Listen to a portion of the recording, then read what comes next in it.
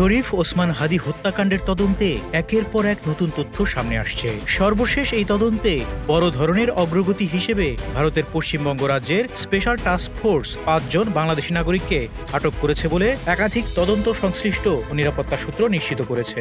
যদিও এ বিষয়ে ভারতীয় কর্তৃপক্ষ এখনও আনুষ্ঠানিক কোনো বক্তব্য দেয়নি, তবে ২৮শে ডিসেম্বর একযোগে চালানো অভিযানের মাধ্যমে তাদের আটক করা হয়েছে বলে জানা যাচ্ছে। তদন্ত সংশ্লিষ্ট সূত্রগুলোর দাবি অনুযায়ী আটক ৫ জন হাদি হত্যাকাণ্ডে সরাসরি অভিযুক্ত ফয়সাল করিম মাসুদ ও তার সহযোগী আলমগীর শেখকে সহায়তা করেন। তারা অভিযুক্তদের জন্য নিরাপদ আশ্রয় জোগাড়, সীমান্ত পারাপার সহজ করা এবং আর্থিক ও লজিস্টিক সহায়তার ব্যবস্থাপনায় যুক্ত ছিলেন। আটক ব্যক্তিদের মধ্যে রয়েছেন মোহাম্মদ মাসুদুর রহমান বিপ্লব, যিনি আওয়ামী লীগ নেতা জাহাঙ্গীর কবির নানকের ব্যক্তিগত সহকারী হিসেবে পরিচিত, সাবেক কাউন্সিলর ও যুবলীগ নেতা তাইজুল ইসলাম চৌধুরী ওরফে বাপ্পি, মিরপুর এলাকার ছাত্রলীগ নেতা রাকিবুল ইসলাম, আর এক ছাত্রলীগ নেতা রুবেল এবং সীমান্ত এলাকায় সক্রিয় মানব পাচার চক্রের সঙ্গে যুক্ত ব্যক্তি ফিলিপস।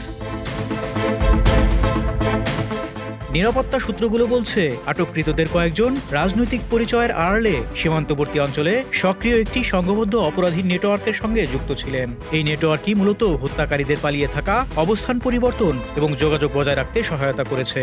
বিশেষ করে মানব পাচার ও অবৈধ সীমান্ত পারাপারের সঙ্গে যুক্ত ব্যক্তিদের মাধ্যমে ফয়সাল ও আলমগীরকে নিরাপদে ভারতে সরিয়ে নেওয়ার চেষ্টা করা হয়েছিল বলে তদন্তকারীদের ধারণা। এদিকে হাদি হত্যাকাণ্ডে সরাসরি অভিযুক্ত ফয়সাল করিম মাসুদ ও আলমগীর শেখকে গ্রেপ্তারে পশ্চিমবঙ্গ এসটিএফ সীমান্ত সংলগ্ন একাধিক জেলায় সাঁড়াশি অভিযান চালাচ্ছে। সন্দেহভাজন আস্তানা ও সম্ভাব্য ট্রানজিট পয়েন্টগুলোতে নজরদারি বাড়ানো হয়েছে। একই সঙ্গে মোবাইল ফোনের কল ডিটেল রেকর্ড, আর্থিক লেনদেনের তথ্য এবং বিভিন্ন গোয়েন্দা সূত্র থেকে পাওয়া তথ্য বিশ্লেষণ করে তাদের অবস্থান শনাক্তের চেষ্টা চলছে। এই মামলার তদন্তে নতুন মাত্রা যোগ করেছে বাংলাদেশ ও ভারতের গোয়েন্দা সংস্থাগুলোর সমন্বিত উদ্যোগ। সূত্রের দাবি, বাংলাদেশ থেকেও একাধিক গোয়েন্দা কর্মকর্তা বর্তমানে ভারতে অবস্থান করছেন। দুই দেশের নিরাপত্তা সংস্থার মধ্যে নিয়মিত তথ্য আদান প্রদান হচ্ছে, যাতে হত্যাকাণ্ডের পেছনের পরিকল্পনাকারী, অর্থদাতা এবং আশ্রয়দাতাদের পুরো নেটওয়ার্ক শনাক্ত করা যায়। তদন্তে আরও উঠে এসেছে এই হত্যাকাণ্ডের মূল পরিকল্পনা ও বাস্তবায়নের সঙ্গে ঢাকার দক্ষিণ কেরানীগঞ্জের সাবেক উপজেলা চেয়ারম্যান শাহিন আহমেদ ওরফে শাহিন চেয়ারম্যানের সরাসরি সম্পৃক্ততা রয়েছে। গোয়েন্দা সংস্থার ভাষ্য অনুযায়ী হত্যাকাণ্ডের অর্থায়ন ও অস্ত্রের ব্যবস্থাপনায় তার ভূমিকা ছিল গুরুত্বপূর্ণ। তিনি একা নন, তার সঙ্গে ঘনিষ্ঠ যোগাযোগ ও সহযোগিতায় ছিলেন আরও কয়েকজন ব্যক্তি, যাদের মধ্যে নিষিদ্ধ ঘোষিত ছাত্রলীগের সাবেক কয়েকজন নেতার নামও প্রাথমিকভাবে উঠে এসেছে।